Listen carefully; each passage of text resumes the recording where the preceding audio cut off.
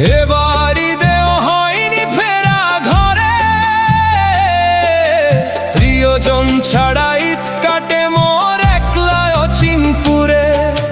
নিঃসঙ্গতা কুরে কুরে খায় তবুও মুখে হাসি, আমি যে প্রবাসী, আমি যে প্রবাসী। সবাই ভাবে প্রবাস মানেই রঙের দুনিয়া, কেউ তো দেখে না এই বুকে কি যে যন্ত্রণা। তবুও ভালো থাকুক তারা যাদের আমি ভালোবাসি, আমি যে প্রবাসী।